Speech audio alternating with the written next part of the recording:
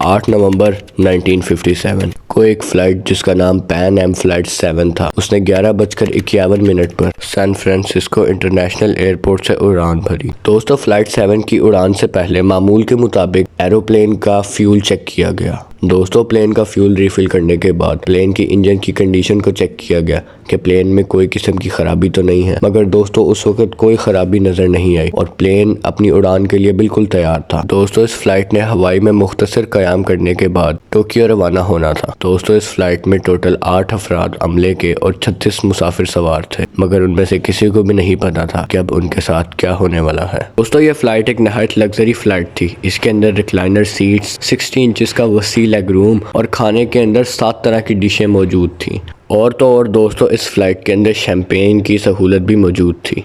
दोस्तों, जहाज़ बिल्कुल सही तरीके से मामूल के मुताबिक उड़ रहा था। इसका कंट्रोल रूम से आखिरी राब्ता 5:04 पर हुआ। दोस्तों, उस राब्ते के मुताबिक हर चीज़ मामूल के मुताबिक बिल्कुल ठीक थी। दोस्तों, फिर कुछ ऐसा हुआ जिसकी उम्मीद किसी को भी न थी। कंट्रोल रूम से इस जहाज़ का राब्ता एकदम से मुनक़ता हो गया। दोस्तों, कंट्रोल रूम ने बहुत ज़्यादा कोशिश की कि जहाज़ का कोई सिग्नल उन्हें मिल जाए, मगर उन्हें कोई भी सिग्नल जहाज़ की तरफ से मौसूल ही नहीं हो रहा था। दोस्तों, यानी जहाज़ हवा से एकदम से गायब हो चुका था। क्या आप इस बात पर भरोसा कर सकते हैं कि एक जहाज़ जो बिल्कुल सही तरीके से उड़ा और मामूल के मुताबिक उड़ा, उसका राब्ता भी हुआ कंट्रोल रूम के साथ, मगर फिर वो अचानक से गायब हो गया हवा से। दोस्तों, कंट्रोल रूम में एकदम से परेशानी का आलम छा गया था। उन्होंने फ़ौरन अपनी दूसरी फोर्सेस को इत्तला की और उन्होंने एक टीम बनाई इस जहाज़ को ढूंढने के लिए। इस जहाज़ की तलाश बड़े पैमाने पर शुरू की गई। 4 दिन तक तो इस जहाज को ऐसे ही तलाश करते रहे दोस्तों, मगर इसका कोई सुराग ना मिला। दोस्तों, बहुत ज्यादा तलाश करने के बाद 5वें दिन उस जहाज का मलबा पैसिफिक ओशन से बरामद हुआ और पैसिफिक ओशन में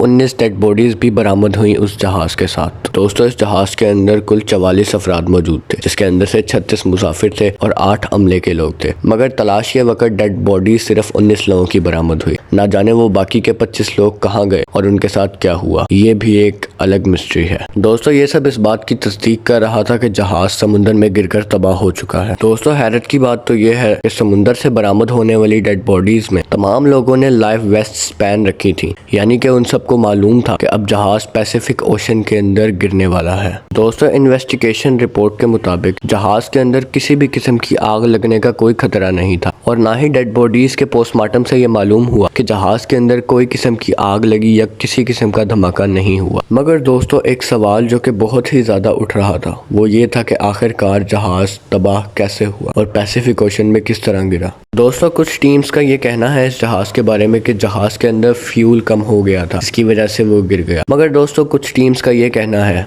कि जहाज़ के अंदर किसी किस्म की टेक्निकल ख़राबी पैदा हो गई थी, इसकी वजह से जहाज़ का इंजन ऑफ हो गया था और इंजन ऑफ होने की वजह से जहाज़ पैसिफिक ओशन के अंदर जा गिरा। मगर दोस्तों, इस मामले पर अभी तक कोई भी फाइनल डिसीजन नहीं है। ये मिस्ट्री आज भी एक मिस्ट्री ही है। दोस्तों, पैन एम फ़्लाइट 7 की गुमशुदगी का ये वाक़या आसमान की तारीख का एक बदतरीन वाक़या है और दोस्तों, एक ऐसी मिस्ट्री है जो कि आज तक सॉल्व नहीं हो पाई। दोस्तों, तारीख में इस तरह के वाक़यात बहुत कम हैं कि जिनका आज तक पता ही ना लगा हो कि वो किस वजह से तबाह हुए हैं। उन वाक़यात में से पैन एम फ़्लाइट 7 भी एक वाक़या बन चुका है। दोस्तों, ये थी कहानी पैन एम फ़्लाइट 7 की और उन बदनसीब मुसाफिरों की जो कि अपने घर बार सबको छोड़ के अपने प्यारों से मिलने जा रहे थे, मगर उन्हें नहीं पता था कि उनकी मुलाकात अब मौत से होगी। दोस्तों, ना जाने इस जहाज़ के तबाह होने की क्या वजह बनी होगी और दोस्तों, क्या ही उन मुसाफिरों की कैफियत होगी जब उन्हें मालूम हुआ होगा कि ये जहाज़ तबाह होने वाला है समुद्र में गिरकर। दोस्तों, ये सब हकीकत तो अल्लाह जानता है। मिलते हैं आपसे अगली वीडियो में। अल्लाह हाफिज़।